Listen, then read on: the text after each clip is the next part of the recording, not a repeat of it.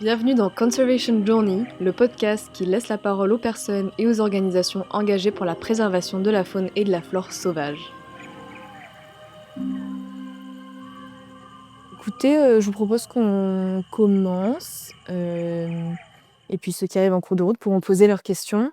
Globalement, j'ai pas préparé grand-chose, j'avais envie que ça soit un peu spontané, en espérant que vous avez des questions. En attendant, peut-être que vous les écrivez dans le chat, je peux faire un petit récap. Du coup, je reviens de 3 mois en Polynésie et pendant ces 3 mois, je suis allée rencontrer les associations de conservation de la faune et de la flore là-bas. Et j'ai pu y aller grâce à un prix d'une fondation que j'ai remporté il y a du coup bientôt 2 ans et ça a mis un peu de temps pour que je mette en place ce projet et que je le concrétise. Mais du coup voilà, j'ai fait 3 mois, l'idée c'était de valoriser leur travail et le parcours des gens qui y bossent sur les réseaux sociaux pour aider les gens à eux-mêmes s'engager, comment travailler dans ces domaines-là, les conseils, quel type de métier existe, quelles structures s'engagent pour la faune et la flore et puis les mettre en avant quoi, parce qu'elles ont besoin de visibilité. Souvent c'est des associations de taille moyenne, voire petite, qui du coup ont pas forcément les ressources pour, être visible auprès du plus grand nombre. Donc j'ai essayé de faire ma part pour ça. Et voilà, donc n'hésitez pas à me poser des questions, à me faire aussi vos retours hein, sur le contenu, si vous avez pu le voir. C'est pas fini parce que en vrai, là, il me reste, je pense encore un tiers de tout ce que j'ai filmé à créer, mais j'ai fait une petite pause avec Noël et tout. D'ailleurs, j'espère que vous avez passé des bonnes fêtes. Euh, Donc il me reste pas mal de contenu encore à vous montrer. Ah oui, j'ai fait un compte, j'ai vu environ, je crois que j'ai vu 21 associations et en plus, j'ai pu rencontrer d'autres acteurs, pas que les assos. J'ai rencontré aussi quelques entreprises et qui sont engagées, hem et puis quelques personnes qui sont pas forcément rattachées à des structures, mais qui sont engagées aussi. Donc voilà. Moi, je suis, toute oui pour vos questions. N'hésitez pas à m'expliquer dans les coms là, pourquoi vous êtes venus ce soir. Est-ce que vous attendez quelque chose en particulier? Où vous en êtes-vous? Voilà. En attendant, je vois qu'il y en a qui sont en train d'écrire. Moi, du coup, je suis rentrée à Paris là, mais je vais bientôt retourner à Marseille puisque j'ai emménagé là-bas et j'ai hâte parce qu'il fait hyper froid ici. J'en peux plus. Merci donc Coconut qui me dit: «Merci pour tout ce partage, c'est super intéressant de voir les parcours des différentes personnes que tu as pu interviewer». Bah, écoute, je t'en prie. J'espère que ça t'a aidé. Je sais pas trop où tu en es toi, hésite pas à dire un peu où t'en es, tes questions actuelles, ça peut lancer des discussions aussi. Manon qui dit: «Si mes souvenirs sont bons, tu as été dans une association sur la protection des tortues marines. Tu peux nous dire ce que tu as fait sur le terrain directement?» Oui, j'ai rencontré Temana Otemoana, qui est, une des plus anciennes associations de conservation de la faune en Polynésie. Qu'est-ce que j'ai fait avec eux? Bah, je les ai rencontrés, ils m'ont fait visiter. En gros, eux, ils ont un centre de soins qui est rattaché à l'hôtel L'Intercontinental, ce qui leur permet, bah, d'avoir de la visibilité auprès, des touristes, d'avoir un endroit, posé quoi, où avoir une base. Et donc ils ont un centre de soins, donc ce que j'ai pu faire, c'est, bah, après c'est pas vraiment moi qui travaillais. Quand j'ai pu avec les associations, je mettais la main à la pâte. S'ils avaient besoin d'aide, de personnes externes, j'étais toujours volontaire. Mais après, vu que je venais, qu'une journée ou une demi-journée avec les assos, j'étais pas non plus, en train de faire leur travail à leur place, on va dire. Moi, j'étais vraiment là, plus, en tant qu'observatrice pour, filmer, poser des questions, interviewer, faire des photos et tout. Mais du coup, avec Temana Otemoana, quand j'ai été, il y avait 2 bébés tortues qui étaient dans le centre de soins, qui ont eu besoin d'un petit soin aux yeux. Donc, on les a récupérés du bassin, on a mis une crème et il y avait aussi une tortue adulte qui était sortie du bassin parce elle a un gros problème de flottabilité suite à ben, c'est des séquelles des accidents. Souvent, c'est lié à du braconnage où elles survivent, mais du coup, elles ont des séquelles et là, pour le coup, en gros, elles flottent à la surface, elles n'arrivent plus à sonder et ça crée, le enfin, déjà, c'est dangereux parce qu'elles sont plus prônes à se prendre des bateaux, En plus, bah, elle peut pas vraiment aller se nourrir ou quoi et en plus la carapace est exposée au soleil et du coup ça la fait, ça l'abîme, ça la craquelle et tout. Donc il y en avait une qui était sortie et une dans le bassin où sur lesquelles ils mettent des t-shirts mouillés pour justement prévenir, le craquellement de la carapace et j'ai été une deuxième fois avec eux, pour parler de leur projet sur, les tortues de Floride. Parce que un peu, comme dans d'autres pays, les tortues de Floride, c'est un animal qui est prisé en termes d'animal de compagnie, mais les gens se rendent pas compte qu'en fait, avoir une tortue de compagnie, bah, limite ça peut vivre plus longtemps qu'un humain quoi, donc c'est un peu engageant et donc souvent après ils en veulent plus et ils se disent: «Ah bah tiens, je vais la relâcher dans la nature», ce qui est une très mauvaise idée puisque, bah, elles peuvent, récupérer, des niches écologiques de d'autres espèces et donc abîmer, enfin déséquilibrer l'écosystème. Et donc en Polynésie, il y a aussi ce problème-là, donc ils ont un projet, tout un programme de capture des tortues de Floride qui sont dans la nature pour, les remettre dans un bassin qu'ils ont aussi, à cet hôtel, heu et voir, plus tard ce qu'ils feront avec. En tout cas pour au moins, les enlever de l'écosystème sauvage, quoi. Donc voilà ce que j'ai pu faire avec eux. Ah non et troisième chose, c'est que je suis allée aussi à Tetiaroa, c'est un atoll au large de Tahiti parce qu'ils ont tout leur programme historique, en fait, de suivi des pontes de tortues se passe là-bas. Donc j'ai été c'était 3 jours, de pluie, diluvienne, vraiment. Il a fait que pleuvoir, mais on était quand même sur le terrain. On a fait, des rondes et on a marché le long de la plage pour compter les traces de tortues, vérifier les nids, les ouvrir s'ils avaient éclos pour voir s'il restait des petits peut-être coincés et cetera. Donc on a pu relâcher quelques bébés qui étaient, coincés un peu mal en point. Heu et malheureusement, j'ai pas eu la chance de voir, de tortues pondre. Le soir, on est allé faire les rondes, il y en a pas eu. D'ailleurs, c'était la première fois de leur saison qu'il y en a pas eu, donc j'ai vraiment pas eu de chance. Mais mais bon, c'était quand même super. Donc voilà un peu tout ce que j'ai pu faire avec cet assaut-là et je vois qu'il y a eu pas mal de questions, ça me fait plaisir. Hem, Isoboul me dit: «Est-ce que c'est un projet de faire ça avec différents DROM régions, de présenter des assos sur le terrain?» Excellent projet d'ailleurs, c'était super intéressant. Bah, merci et sache que c'est pas fini, hein, il me reste encore beaucoup de contenu à vous partager, mais j'ai fait une petite pause là, à Noël. Bah, en vrai, de base, ce que j'avais gagné avec la fondation, c'était de faire un tour du monde des associations. Sauf que le prix de la fondation, c'est 10 000 €, donc bah, enfin, c'est beaucoup, ça paraît beaucoup, mais en fait, pour faire un tour du monde des assos, c'est c'est pas suffisant. Donc le tour du monde des assos était devenu, l'idée d'un tour des outre-mer des associations et au final, je me suis dit, rien que pour, l'empreinte écologique, je pouvais déjà faire, quelques mois dans un des outre-mer pour me concentrer, sachant qu'il y a beaucoup d'assos à rencontrer, dans chaque, région. Donc c'était très bien de faire comme ça et dans l'idée, bah, j'aimerais trop, ouais, aller dans les autres outre-mer et puis d'autres pays aussi. Je pense déjà, on a tellement de choses en France à mettre en avant que ce serait bien de commencer là. Mais je me disais aussi, vu que j'emménage à Marseille, bah, j'aimerais bien faire un tour des assos, méditerranéennes. Bah, peut-être d'abord la Côte d'Azur, mais après même dans les autres pays d'Europe qui longent la Méditerranée, ça pourrait être grave cool. Donc voilà, maintenant que je suis revenue de ce projet, j'ai des petites idées qui font leur bout de chemin dans ma tête, mais après il faut les mettre en place et tout, mais dans l'idée, ce serait cool. En tout cas, ce qui est sûr, c'est qu'après le contenu de Polynésie, moi, je vais continuer à aller un peu sur le terrain, voir des associations, près de là où je suis, quoi, il y a pas mal de choses à faire, rien que dans la région PACA, dans tout le long de la Côte d'Azur, en vrai, il y a des trucs à montrer. Donc c'est sûr que je vais continuer à faire ça. Mais en fait, c'était déjà la suite de j'avais fait un tour de France métropolitaine des associations. Je sais pas s'il y en a qui me suivent depuis ce moment-là, mais c'était en 2022. J'étais partie en van life, j'étais partie en van aménagé plutôt et j'avais rencontré une quinzaine d'assos, tout en France. Bon, c'était un tour de France un peu, je lui avais longé les côtes, quoi. J'avais pas fait le nord-est ni le nord. Hem, mais déjà, j'en avais rencontré pas mal, donc ça, c'était chouette et c'était ça qui m'avait déjà lancée dans cette création de contenu, de mettre en avant les parcours et tout et en fait, je fais ça parce que moi, à l'époque, même si j'avais cette idée de: «OK, moi, je sais que» en fait, je savais où je vou quel impact je voulais avoir, mais je savais pas comment on pouvait avoir cet impact, quel métier existait et cetera et c'est pour ça que j'ai voulu créer un peu ces contenus-là qui me manquaient, je trouve. On se rend pas compte, enfin, c'est facile de dire: «Ah bah oui, je veux travailler pour aider les animaux», Et après, bon, bah, c'est quoi concrètement, les intitulés des postes dans les assos, c'est quoi les parcours pour y parvenir et cetera. C'était vraiment ça que je voulais aller chercher et ce que j'ai fait aussi en Polynésie donc j'espère dans d'autres régions, plus tard. Il y a Coconut qui dit: «Je bosse dans une réserve naturelle depuis plusieurs années, mais j'aimerais beaucoup travailler en Polynésie dans l'environnement évidemment.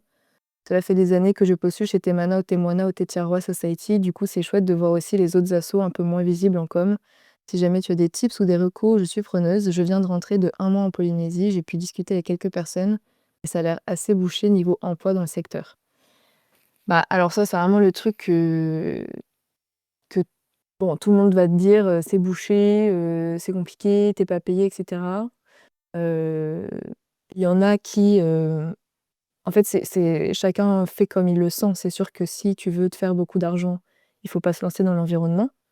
Si tu as cette peur, que je peux complètement comprendre, heu, parce que, oui, il faut un peu se battre pour trouver sa place dans ce milieu, mais en vrai de vrai, je pense que c'est un peu le cas dans tous les milieux. Enfin, moi, j'ai des amis, qui sont dans d'autres domaines qui n'ont rien à voir avec l'environnement, qui, ont des super profils et tout et qui galèrent aussi à trouver du taf. En fait, globalement, le marché du travail, malheureusement pour notre génération, il est compliqué, quoi. Donc, est-ce que tu veux galérer, dans un domaine qui en plus ne t'intéresse pas ou est-ce que tu veux galérer dans un domaine qui t'intéresse?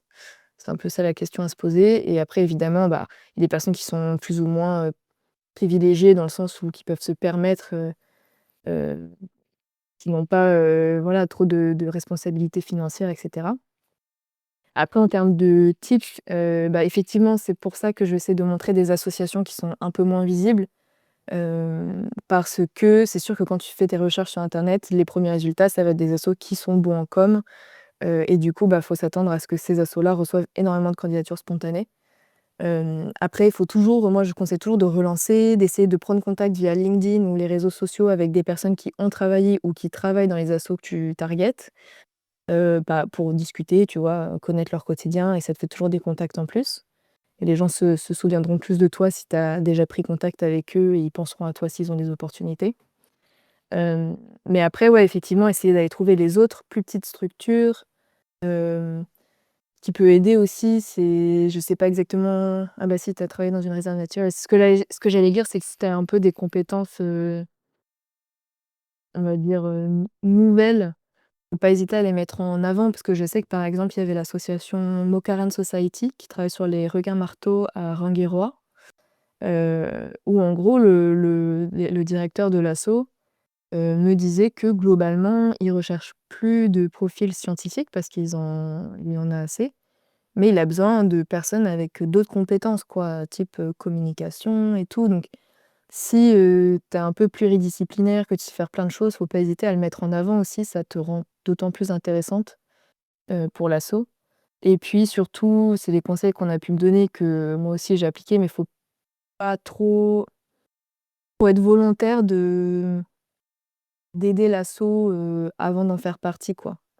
Donc si tu es sur place, c'est d'autant plus facile puisque tu peux devenir bénévole pour les assos et ça, il y aura pas de problème, tu vois? Elles ont toujours besoin d'aide et puis en étant bénévole pendant longtemps, bah, petit à petit, tu connais l'équipe donc s'il y a une opportunité, ils penseront à toi si vous entendez bien, si ça matche bien et tout. Après à distance, évidemment, c'est beaucoup plus compliqué de trouver un emploi en Polynésie, ça c'est sûr. Moi-même, j'avais essayé de chercher, quand j'avais fini mon master pendant assez longtemps, je m'étais vraiment donnée. J'avais pas trouvé. Après, j'avais plein de gens que j'ai rencontrés quand j'y étais, qui venaient de métropole et qui ont fini par trouver un emploi.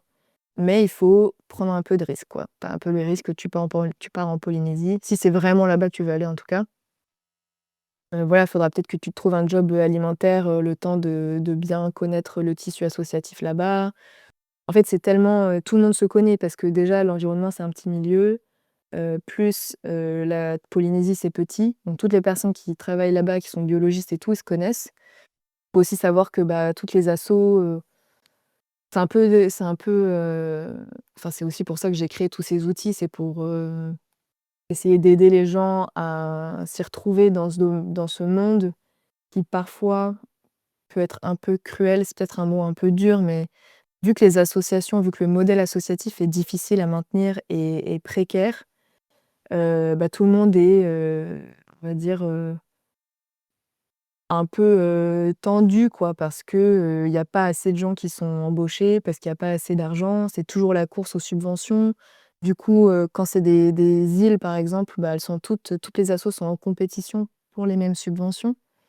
Donc ça crée un climat un peu négatif les unes envers les autres, quoi. Donc voilà, faut quand même aussi avoir, conscience que le monde de l'associatif, c'est pas, le monde des bisounours, quoi. Il y a des super assos hyper bienveillantes et tout. Il peut y avoir des assos, un peu plus durs. Là, je parle en général, pas en Polynésie, mais souvent en plus, les associations, ça a été créé par un fondateur ou une fondatrice qui est hyper passionné, donc il y a un peu des trucs d'ego qui peuvent rentrer en jeu, de possessivité d'une structure, alors qu'il y a des gens qui veulent, bah, venir, se sentir à leur place aussi et cetera. Donc un peu comme, bah, tous les jobs finalement, quand tu as un fondateur d'une start-up, qui a monté son truc et qui est hyper passionné, mais qui est pas forcément un très bon manager, bah, tu vas avoir aussi des problèmes, quoi. Donc faut pas, idéaliser le milieu non plus, faut être prêt, c'est la vraie vie, c'est pas toujours, facile, quoi. Et c'est aussi pour ça que ce que je conseille, c'est toujours prendre contact avec d'anciens bénévoles ou d'anciennes personnes qui ont travaillé dans la structure pour avoir un avis un peu, concret. Hem et après bon, bah, faut prendre des risques, hein, faut se lancer, faut tester. Il faut pas, je suis pas là pour vous faire avoir peur, mais voilà, faut juste en avoir conscience. De toute façon, chaque expérience est formatrice. J'espère que ça répond un petit peu à tes questions, coconuts. Et il y a Manon qui me dit: «Oui, on voit souvent les tortues florides, c'est super intéressant franchement ce que tu fais. Moi, j'hésite à partir en Malaisie dans l'association Duara Turtle Project». Je sais pas si tu en as déjà entendu parler? Je vais regarder parce que de nom, ça me dit rien. Non, je connaissais pas ou en tout cas, je crois pas que je l'ai référencé. Bah, tu vois, peut-être ça peut être intéressant pour vous. Typiquement, quand on me parle d'une structure, je vais voir le site web et je vais tout de suite dans la partie ils ont toujours une page genre, «À propos» ou «About». Généralement, ils ont mission quand c'est une association. Là, je voudrais juste vérifier que c'est une association parce qu'en plus, c'est l'URL, c'est .com. Généralement, les associations, c'est .org. Après, c'est pas toujours le cas, hein, parce que de toute façon, c'est que des URL. Du coup, là, je vois que c'est un projet qui est détenu par le département, de la pêche de Malaisie, donc c'est un projet gouvernemental, a priori. Ah non, ça a commencé comme ça, comme un projet gouvernemental et maintenant c'est une ONG indépendante. Donc a priori, si c'est d'abord été gouvernemental, je pense que ça va être un projet assez valide, hein. Je vais le garder sous la main pour le rajouter à ma carte en tout cas, merci. Et donc tu as trouvé une expérience là-bas, tu peux peut-être, expliquer, dans les coms pour tout le monde, comment tu as fait, tu vois, toute la démarche? Les autres, si vous avez des questions, vous pouvez, les rajouter dans le chat du live et c'est sur la droite. Hem, J'espère que vous le voyez tous. Manon qui dit: «J'ai parlé avec une fille qui a fait 2 mois là-bas, moi j'y suis pas allée, du moins pas encore». Ah OK, donc c'est en réflexion. Bon bah, tu vois, tu as bien fait et tu l'as trouvée comment d'ailleurs cette fille? Moi ce que je faisais ou ce que je fais, souvent les associations en fait souvent c'est les bénévoles qui s'occupent des réseaux sociaux des assos quand ils y sont, en tant que bénévoles et ça arrive que, ils se taguent pour, ben, mettre que c'est leur photo ou quand ils sont sur les photos ou quoi. Donc moi, ce que je faisais, c'est que j'allais voir les posts, des assos, j'essayais de voir s'il y avait des tags et je contactais les gens en leur demandant s'ils avaient été bénévoles. Ça marche bien, sur Insta typiquement et sinon aussi via LinkedIn. Je sais pas si vous avez tous un compte, un profil LinkedIn, mais c'est vraiment hyper utile. Vous créez un compte, vous mettez vos expériences en lien avec, la nature, Hem, peut-être si vous avez des références, d'anciens maîtres de stage ou quoi, ils peuvent mettre aussi des références. Après n'hésitez pas à me rajouter moi et rajouter des gens du domaine que vous connaissez ou des gens que vous admirez ou quoi, vous pouvez les demander et après ça permet de rentrer en contact, facilement avec des personnes juste en tapant dans la barre de recherche, le nom de l'asso, vous pouvez voir les personnes qui y travaillent ou qui y ont travaillé C'est comme ça qu'après, vous pouvez vous connecter avec eux, puis envoyer un message s'ils vous acceptent et tout. Et ça, franchement, moi, je le fais tout le temps avec des gens dans mon domaine en fonction de ce que je recherche pour échanger, parce qu'en fait, chaque rencontre t'amène à d'autres rencontres et t'ouvre des opportunités, quoi. Du coup, Manon, elle dit, la fille, elle a fait un TikTok, donc je l'ai directement contactée. J'ai regardé le site de l'association pour en savoir plus. Ok. Ah, trop bien. Trop bien. Bon, j'attends vos questions.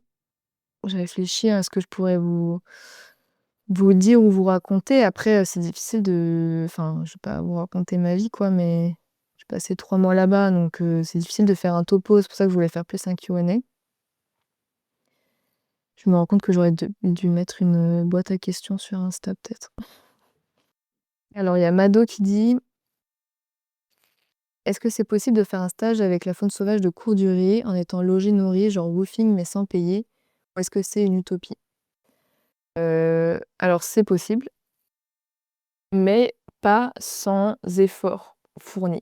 C'est-à-dire que moi, j'ai créé ceci, toutes ces ressources et tout au fil des années, justement parce que quand j'étais en bachelor, même avant, quand j'étais au lycée, je voulais aller sur le terrain, aider les animaux, je pense, comme vous tous.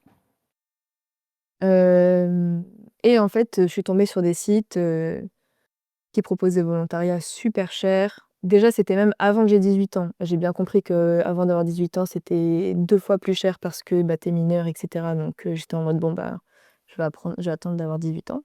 Une fois que j'ai eu 18 ans, j'ai cherché, et je tombais que sur des sites comme ça. Et en fait, ce que j'ai compris un peu plus tard, c'est que ces sites-là, leur on va dire leur problème, mais en vrai, c'est leur modèle qui fait ça.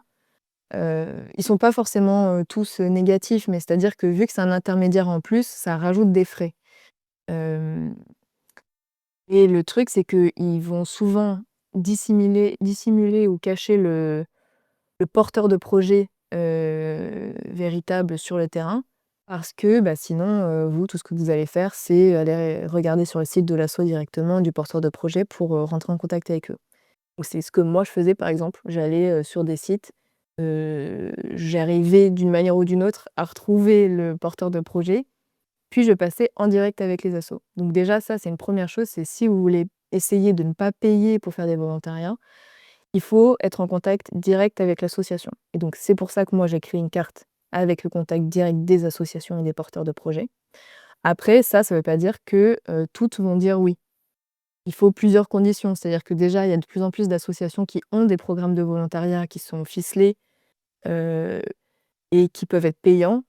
Parfois, c'est pas trop cher et dans ce cas-là, c'est complètement OK. Par exemple, si ça couvre vraiment, de manière, véridique le coût de vie sur place, si par exemple c'est sur une île, du coup ça coûte, cher de faire venir des courses pour se nourrir et cetera, c'est OK. Mais quand c'est des prix vraiment, mis à l'œil, type 1 000 € la semaine et cetera, ça, moi, je trouve ça outrant. Dans ce cas-là, je conseille pas. Après, il y a plusieurs choses. Une fois que tu as trouvé, enfin, une fois que tu es sur le site de l'asso, déjà, il faut aller regarder voir s'ils ont une page carrière ou job, opportunités. Ils ont tous un peu des noms différents, mais nous rejoindre, tu vois? Des trucs comme ça. Donc là, tu pourras voir déjà s'ils ont des offres de stage, de service civique, d'emploi. Ensuite, voir sur leur offre de volontariat, s'ils ont l'air, un peu, on va dire, profiteurs ou pas. Dans ce cas-là, tu peux toujours envoyer un mail, même s'ils n'ont pas d'opportunité, en disant: «Bonjour, j'ai vu, votre offre», enfin, plutôt pas vraiment mentionner l'offre de volontariat, mais moi, ce que je faisais et j'ai partagé, je crois, dans mes articles de blog sur mon site, exactement la démarche que je suivais à chaque fois, limite avec, les emails que j'ai envoyés. Mais globalement, il faut, ensuite prouver. Pour moi, le trick pour trouver une association qui va pas te faire payer, c'est qu'il faut qu'elle ait besoin de toi. Et donc c'est là où ça prend du temps. C'est-à-dire que moi, je vous ai prémâché tout le travail de recherche, heu, préliminaire. Donc vous avez accès à des associations avec, l'adresse générique de l'asso, les infos clés sur l'asso et cetera. Et derrière, en fait, c'est à vous de faire ce travail de contacter l'association, de faire un message personnalisé en expliquant pourquoi, vous êtes intéressé par l'association, qu'est-ce que vous pouvez leur apporter? Et voir si, à la période où vous êtes disponible, ils ont effectivement besoin de vos compétences. Et il faut pas hésiter, comme je disais tout à l'heure, à mettre en avant tout type de compétences. Typiquement, moi, à chaque fois, je disais, «Je peux vous aider sur la communication» parce que, bah, je savais déjà faire de la vidéo et cetera. Et montrer que vraiment vous êtes motivé. Une fois que vous avez envoyé un premier email comme ça, il faut relancer. Si vous avez toujours pas de réponse par email, comme j'ai dit, il faut contacter des gens qui travaillent dans cette association par d'autres biais. Donc ça va être, LinkedIn par exemple ou Instagram. Hem Enfin vraiment pas lâcher jusqu'à ce que vous ayez une réponse. Tant qu'il y a pas de réponse, ça veut pas dire que c'est un non en fait. Moi je Tant que j'ai pas un non très clair, je m'arrête pas quoi. C'est peut-être un peu du harcèlement, mais les gens, ils sont occupés, c'est pas leur priorité et s'ils reçoivent une candidature en fait, faut partir du principe qu'ils reçoivent plein de candidatures spontanées, donc tous ceux qui relancent pas, déjà, c'est mort et ceux qui vont relancer, s'ils ont les bons mots, si ils ils arrivent à attiser l'intérêt, et si en plus, ils ont des compétences dont l'asso a besoin, bah, c'est go, quoi. Et donc après, même si l'asso a des programmes de volontariat, elle peut très bien, voir, faire un troc avec toi si, ben, tu es «plus intéressante» entre guillemets, que d'autres personnes qui vont juste, voilà, s'inscrire sur le site, faire le volontariat et tout. Et en même temps, heureusement qu'il y a des gens aussi qui font ça, parce que souvent les associations, dans des pays où il y a pas de subvention, du gouvernement et tout, bah, elles ont besoin aussi de l'argent des volontaires, quoi. Et c'est un système qui est critiquable, mais c'est aussi parce que les associations, ben, elles galèrent quoi, souvent en plus dans les assos pour les animaux type refuge et tout, ça a des coûts énormes parce qu'il faut acheter la nourriture, parce qu'il faut entretenir les cages, enfin c'est faramineux quoi donc faut pas, toujours ban les assos qui font payer, mais il y a toujours, je pense, des manières de trouver, des structures qui sont prêtes à, faire un troc si elles ont besoin de toi. Et donc il faut vraiment ratisser large, envoyer plein de candidatures. Il faut pas En fait, si tu es déjà arrêté sur: «OK, moi je veux aller en Thaïlande travailler avec cette espèce de singe» et cetera, tu encore moins de chances de trouver. Mais moi, quand j'ai pu trouver avec des assos dans lesquels j'ai pas payé pour travailler et cetera, heu, ben, j'étais prête à partir n'importe où, en fait, là où on a besoin de moi et où l'espèce a besoin d'aide, tu vois? Donc voilà mes conseils et peut-être dernière chose, c'est dans l'email que tu vas envoyer en candidature spontanée, dire que voilà, tu as vu effectivement qu'ils avaient un programme de volontariat, mais que, toi tu as de l'expérience professionnelle dans tel domaine, tu as fait des études dans ce domaine, donc tu cherches plutôt une expérience pro et demander s'ils ont pas plutôt un stage ou un truc comme ça. Heu et dans ces cas-là, moi par exemple en Malaisie, j'avais fait ça et ils avaient effectivement, un stage et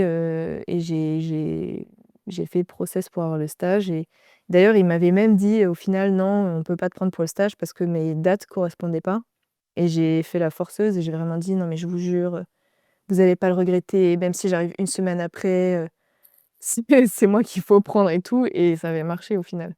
Donc vraiment, faut pas hésiter à y aller, franco et pas prendre personnellement de pas avoir de réponse, relancer à fond et ratisser large. Hem,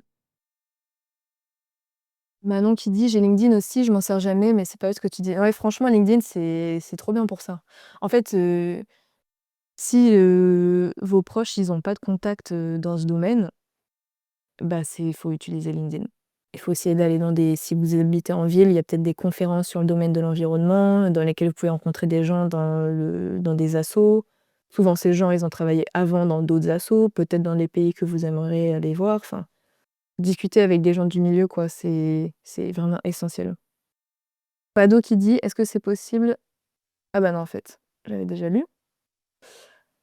Du coup, pour te répondre très clairement, moi je pense pas que ça soit une utopie, ça demande juste un peu de persévérance et de travail pour, trouver, l'asso. Collab qui dit: «Le direct, c'est ce qu'il faut suivre comme approche avec les assos». Ouais, il faut chercher sur le net les assos et donner la vôtre, et donner de votre personne, c'est très apprécié du contact direct par les assos. Ouais, exactement. Ouais, faut insister de fou. Hem,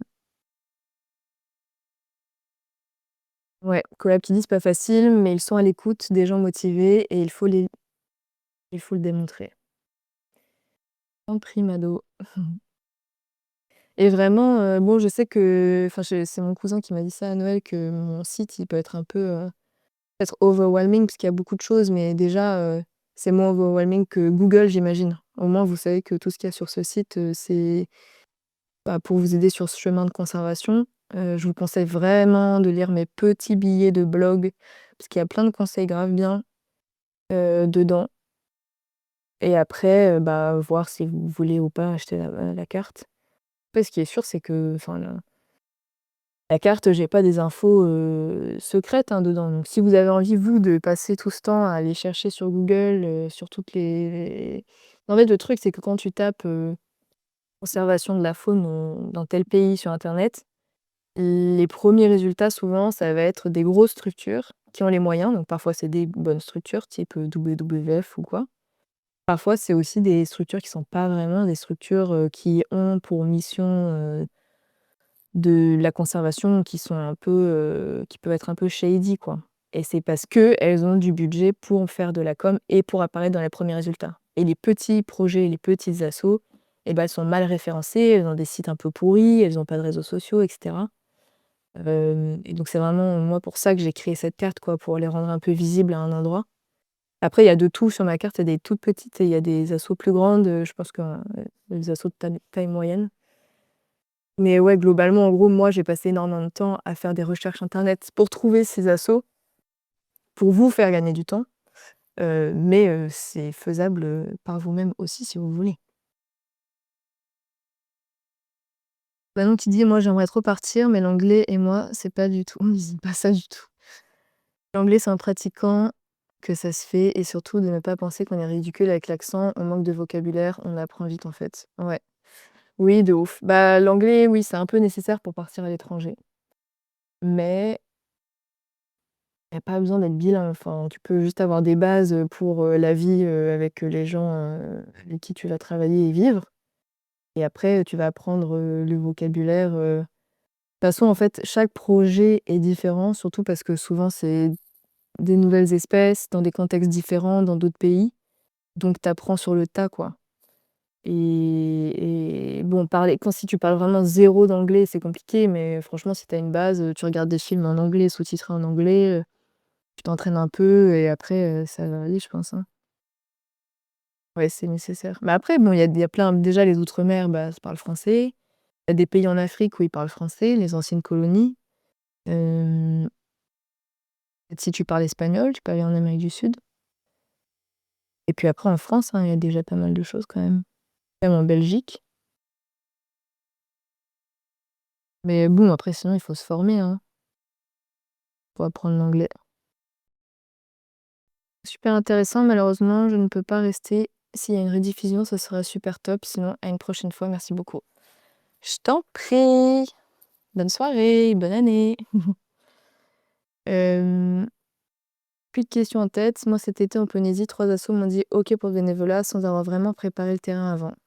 Ouais, bah, vraiment, bah, du coup, c'est pas mal comme témoignage, collab parce que ça me fait me dire que, ouais, pour vous dire, j'ai pas beaucoup préparé, en fait, ma venue en Polynésie à l'inverse de mon tour de France où j'avais vraiment,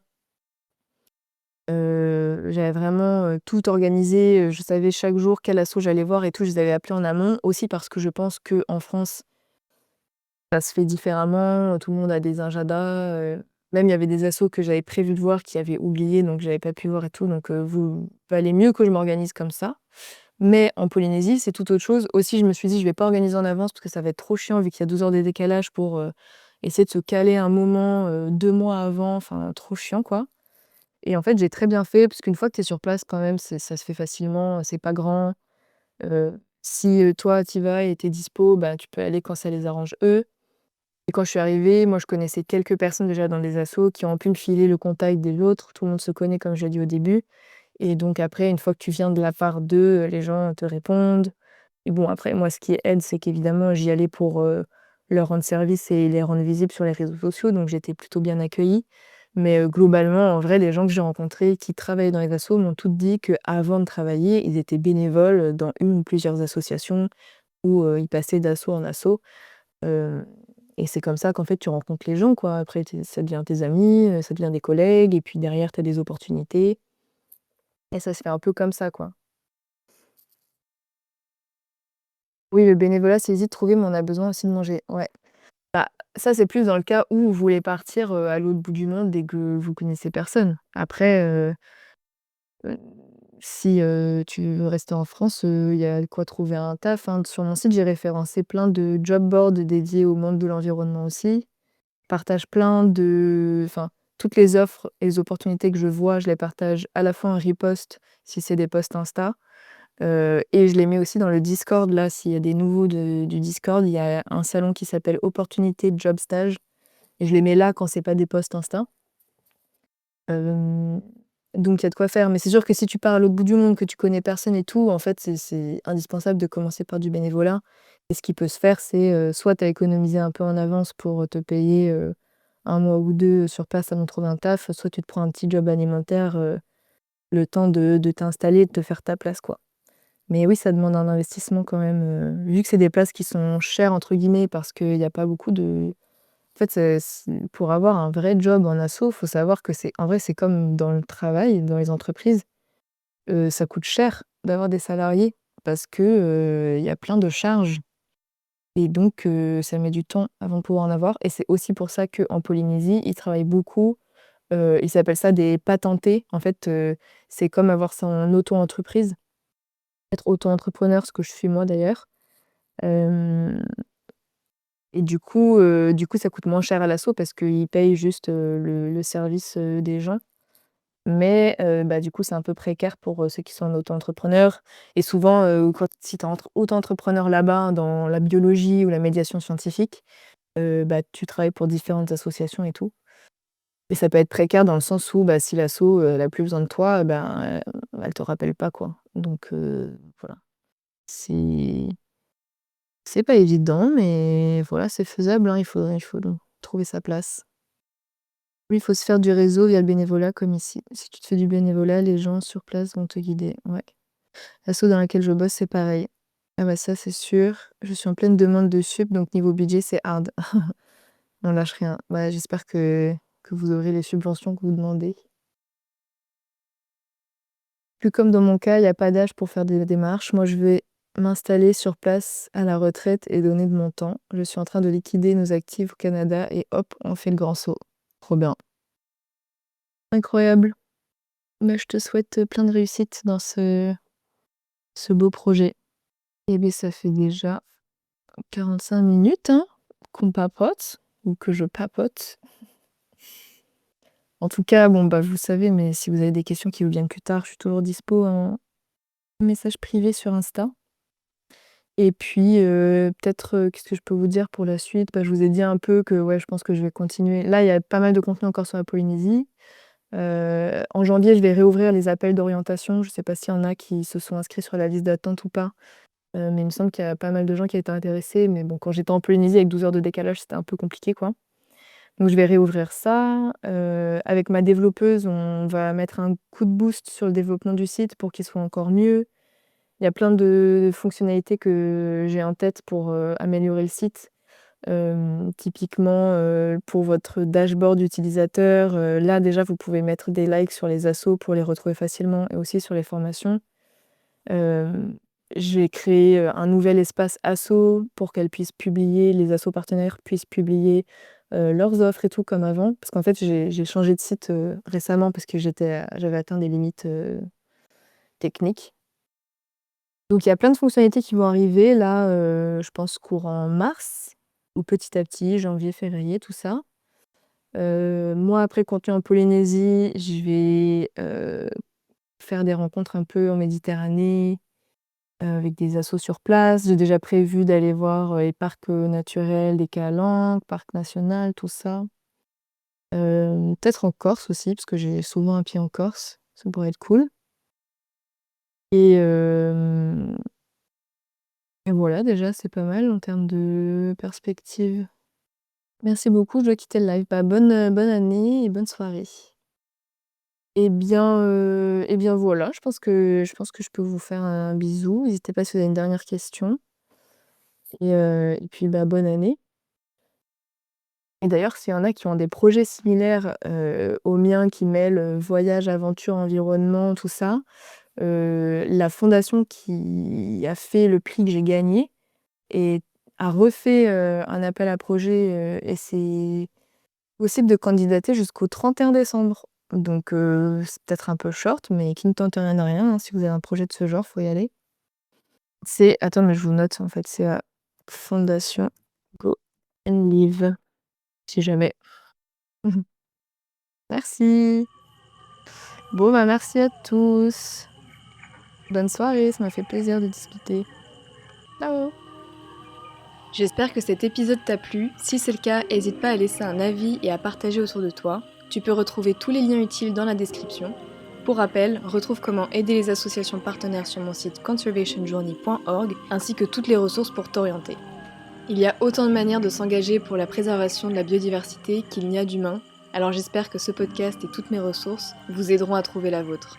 À bientôt dans un nouvel épisode.